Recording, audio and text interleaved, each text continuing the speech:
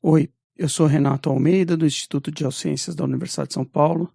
Essa é mais uma videoaula do nosso sistema de videoaulas em Geologia Sedimentar. Agora no módulo Geologia Geral, vamos discutir um pouco sobre falhas. Então é uma aula introdutória, só vamos analisar os elementos descritivos, a nomenclatura das falhas, discutir o conceito de núcleo e zona de dano, como se dá a propagação de falhas e como isso gera dobras de arrasto, e os efeitos que as falhas têm na permeabilidade em bacias sedimentares. Então, uma falha é um plano de ruptura que tem deslocamento, né? Chama de deslocamento de rejeito. Essa falha que está representada aqui tem uma direção. A direção do plano de falha, como é convencionado em geologia estrutural, é a linha horizontal contida no plano. Então, a gente define isso aqui com um azimuth, né, em relação ao norte. E a direção do plano de caimento máximo é o rumo do mergulho desse plano. Agora, a direção de deslocamento desse bloco aqui em relação a esse pode ser bastante variada. Nesse caso, a direção de deslocamento aqui é no mesmo rumo do mergulho, mas ela poderia ser oblíqua, lateral, oblíqua ou até, ao contrário, na mesma direção em sentido oposto. A medida do deslocamento entre dois pontos de referência, um em cada bloco, na direção do deslocamento principal, a gente chama de rejeito. E a componente vertical desse rejeito, aqui é uma camada de referência, né, que está deslocada daqui para cá, é a separação estratigráfica. Então o plano de falha está definido aqui, ele tem direção, rumo do mergulho, rejeito. Esses são os termos mais importantes para a gente aprender aqui. E como a gente já viu, existem regimes tectônicos diferentes, designados a partir da orientação espacial dos três esforços principais, o esforço máximo, mínimo e intermediário. Se uma falha mostra uma direção de esforço máximo vertical, ela é chamada de falha normal. Então a falha normal é definida como uma falha em que o bloco que está acima do plano de falha, anote aqui, ó, o plano de falha está aqui, esse bloco que está abaixo do plano de falha está acima, bloco acima do plano de falha que chama de capa, tem o deslocamento para baixo. Isso é claro que implica numa dilatação horizontal e é uma estrutura que acontece com uma distensão local. Se acontece o contrário, o bloco que está acima do plano de falha, que é a capa, vai mais para cima e o bloco de baixo, que é a lapa, vai para baixo. Tem esse tipo de movimento aqui, a gente chama de falha inversa ou reversa.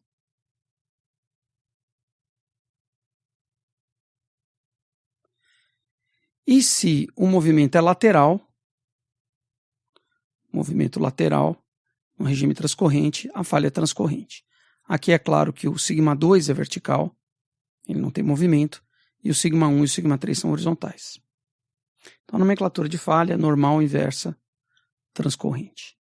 Agora, uma coisa importante a se saber das falhas é que, na verdade, as falhas importantes, que não são falhas secundárias, são falhas que têm bastante rejeito, não são estruturas planares perfeitamente discretas, não é só um plano de quebra. Elas são estruturas um pouco mais complexas, que têm um núcleo que concentra a deformação, uma zona de deformação mais intensa, e uma zona de dano muito fraturada no entorno. Dependendo do tamanho da falha, isso aqui pode ter dezenas de metros, essa zona inteira, ou muitas dezenas de metros às vezes. E essas duas áreas têm características bem diferentes. Então essa aqui é uma zona muito fraturada, que tem deformação importante, e aí um núcleo que tem uma deformação mais intensa no meio. Esse núcleo pode estar brechado, pode ter material cominuído, pode desenvolver farinhas de falha, esse sedimento aqui está bem cominuído dentro. Ele pode concentrar uma deformação dúctil de uma camada argilosa aqui dentro. Isso acontece com alguma frequência. Tem várias coisas que podem acontecer aqui. Concentrar bandas de deformação, né, de deformação intensa de grãos, dos grãos minerais de arenitos, por exemplo, até conglomerados, e tem uma zona de dano no entorno. Muitas vezes, quando a gente está num afloramento e a gente vê alguns planos de falha, eles têm rejeito na escala do afloramento. Rejeito centimétrico, decimétrico, até métrico, e a gente está vendo planos bem discretos, que não tem uma zona de dano bem definida. Muitas vezes, o que a gente está olhando ali são falhas pequenas, isoladas, ou falhas na própria zona de dano de uma estrutura maior. E é muito difícil você ver um afloramento em que as estruturas maiores, aquelas que operam em escala da bacia, né, que tem rejeitos observáveis numa seção sísmica, rejeitos de dezenas ou centenas ou até milhares de metros, essas falhas que têm uma história complexa, uma evolução em vários eventos, ocorrem, elas são uma feição que registra muitos e muitos sismos com deslocamentos individuais de um bloco em relação ao outro. Elas têm essa complexidade de núcleo e zona de dano e não são uma estrutura planar como essas que a gente vê num afloramento discretinhas. Isso é uma coisa importante de se saber, que a feição assim, que a gente pensa como uma falha depende da escala. Outra coisa importante é que essas falhas são ditas planares, mas geralmente elas não são exatamente planares e elas terminam em algum lugar no espaço. Por exemplo, quando você olha falhas normais ativas em rift, em planta, elas têm dezenas de quilômetros de extensão, mas geralmente em planta elas são curvilíneas. São como fraturas conchoides. E elas têm um ponto em que elas terminam. Isso acontece tanto em mapa, quanto se você for olhar em perfil. Muitas falhas elas têm uma continuidade em uma determinada região, um rejeito máximo na parte central, um rejeito cai para cima e para baixo, e elas têm um ponto aqui em que é uma terminação da falha. Durante a evolução dessa estrutura, tem uma propagação dessa terminação, como se fossem fraturas que crescem, trincas mesmo, no material rúptil. Pense numa trinca num para-brisa de carro. Ela começa pequena e cresce com o tempo. Então é assim que você tem que imaginar que uma falha evolui. Claro que uma falha importante, que tem uma história longa, ela vai cortar uma seção muito, muito grande da bacia ou do embasamento, mas numa parte rúptil da crosta.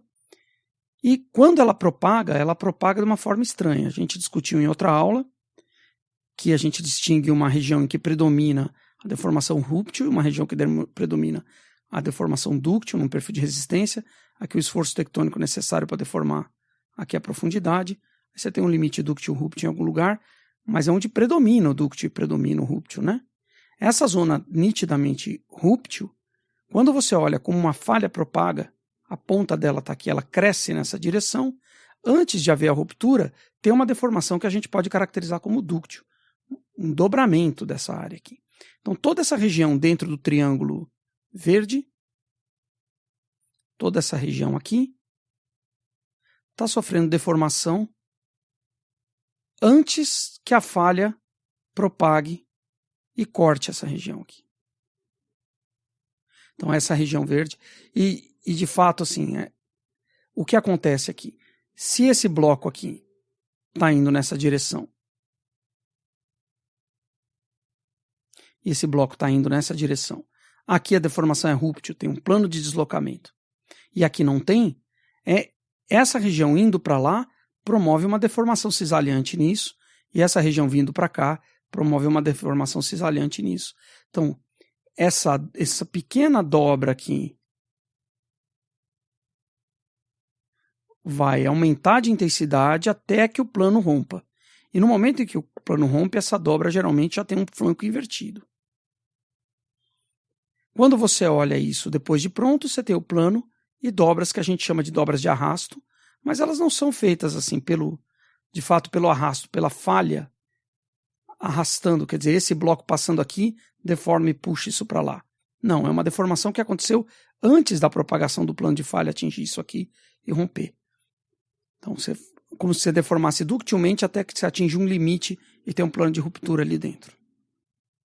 Então, se a gente olhar de novo aquele conceito de núcleo, zona de dano, você tem uma área deformada no entorno da zona de dano, que é a zona de dobra de arrasto. E é só para lá dessa área, que está aqui, né, que você tem as coisas indeformadas. Então você pode pensar a deformação de uma falha como não sendo uma coisa discreta, ela tem uma zona externa que registra uma deformação dúctil antes da falha romper, depois uma zona mais discreta, rica em fraturas e pequenas falhas, que é a zona de dano, e depois um núcleo que concentra a maior parte da deformação, com taxas de deformação mais intensas, como inição, crescimento mineral, muitos planos estriados, que é o que a gente chama de núcleo.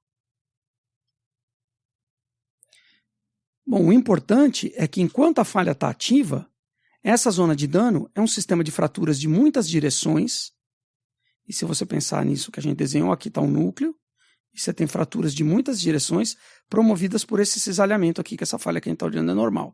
Claro que isso vale para a falha inversa, vale para a falha transcorrente também. Então você tem um monte de fraturas aqui, e você tem esse cisalhamento e um esforço máximo vertical aqui nessa direção. É claro que nesse sistema você tem muitas fraturas que são subparalelas ao esforço máximo. Então são fraturas que tendem a ser dilatantes.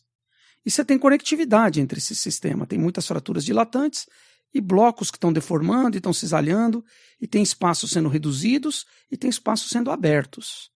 Então, enquanto a falha está ativa, as zonas de dano dos dois lados tendem a ter uma permeabilidade aumentada em relação às rochas originais. Então você imagina que você tem uma rocha de alta porosidade e permeabilidade aqui, A, uma B também de alta porosidade e permeabilidade e uma C também.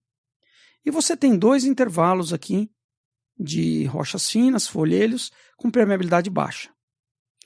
Enquanto a falha está ativa, a zona de dano tem uma permeabilidade aumentada e permite que fluidos passem da camada A para a camada B, que não passariam aqui atravessando essa camada de folhelho. Ela não atravessaria aqui, mas aqui, na zona de dano, isso é possível. Então, normalmente falhas ativas são condutos de fluidos, seja água ou hidrocarboneto. Mas depois que a atividade cessa, tem uma tendência a cimentar e a curar e a fechar todas essas fraturas com crescimento mineral, normalmente a partir dos fluidos que agora estão parados ali, e você fecha e a falha vira um selo. Então aí, o mesmo plano de falha que durante sua atividade era conduto de fluido, depois de cessada a atividade, pode ser um selo, ele pode funcionar como parte de uma armadilha para hidrocarboneto, por exemplo. Fica preso aqui. Então esse caráter ambíguo aí da falha, se ela aumenta ou diminui a permeabilidade, se ela é barreira ou é conduto, depende se ela está ativa ou não na maioria dos casos. E tem outras questões que a gente tem que discutir, né, sobre nomenclatura, que podem gerar confusão se você nunca ouviu falar nesses termos, então eu vou descrever eles aqui. As principais falhas que estão associadas à borda de bacia, por exemplo, isso aqui é uma bacia distensiva, é gerada por uma distensão litosférica nessa direção. Essa região tem um afinamento crustal e, por reequilíbrio isostático, uma subsidência. E existe um plano de falha principal aqui com rejeito quilométrico. Esse plano de falha principal com rejeito quilométrico a gente chama de falha mestra. As outras falhas que cortam a bacia, de qualquer tamanho que sejam, elas podem receber uma designação em função da relação da orientação delas com a falha mestra. Então essa falha aqui, que tem um mergulho para o mesmo lado da falha mestra, em direção parecida, é uma falha sintética, com movimento semelhante.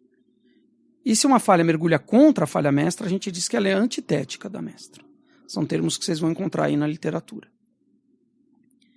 Outro termo importante é a falha lístrica. A falha lístrica é uma falha que não é plana, ela é numa seção vertical curvilínea e ela perde mergulho com a profundidade.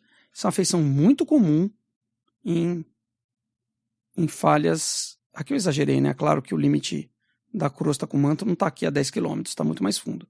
Mas era só para vocês lembrarem. Então a falha lístrica é uma falha que perde mergulho com a profundidade.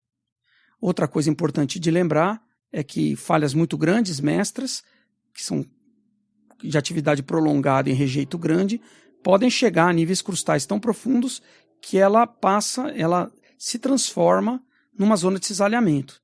Quer dizer, quando você entra com uma estrutura discreta dessa no limite dúctil-rúptil, ela começa a alargar, a deixar de ser tão bem definida e discreta e vira uma zona de concentração de deformação dúctil, que é uma zona de cisalhamento.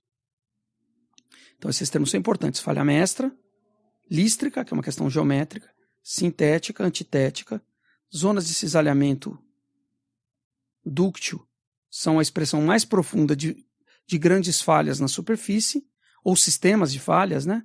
Às vezes você tem mais de uma falha na superfície, por exemplo, em sistemas transcorrentes que viram uma única zona de cisalhamento em regiões mais profundas, lá na crosta média inferior.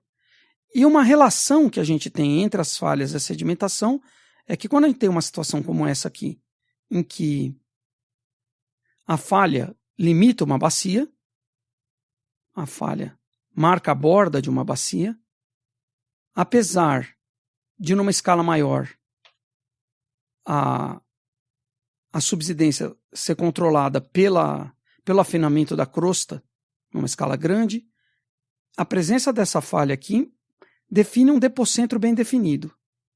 Quer dizer, essa região aqui afunda mais rápido que as demais.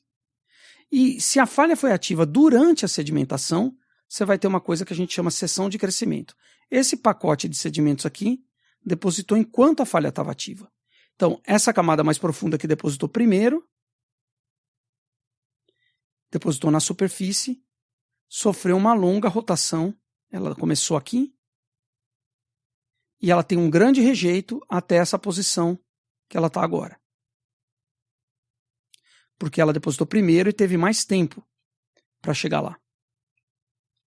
A segunda camada, que é essa aqui, quando depositou na superfície, foi num tempo depois, a outra já estava depositada. Então, os rejeitos que geraram esse espaço aqui já tinham acontecido. Então, se você pegar a base dela, a distância que ela percorreu é menor. E num caso extremo, essa última camada aqui, claro que essa superfície já teve aqui, ela deslocou só isso. Por quê? Porque você pode imaginar um deslocamento mais ou menos contínuo no tempo, e a camada mais velha deslocou mais, a camada mais nova deslocou pouco. O resultado disso é que as interfaces entre essas camadas fazem um padrão divergente. Com uma falha lístrica e rotacional, esse bloco está girando enquanto tem um rejeito, por esse ângulo aqui. A camada mais velha deslocou mais e também teve um deslocamento angular maior. E a camada mais nova teve um deslocamento angular menor. Então, uma seção que se acunha para fora da falha ou que se espessa em direção à falha é considerada uma seção sintectônica, que se depositou enquanto a falha estava ativa. Então, todos esses conceitos são importantes quando a gente for entender a dinâmica das bacias sedimentares, e tem essa nomenclatura que é importante ser conhecida. Era o que eu tinha para dizer hoje. Muito obrigado.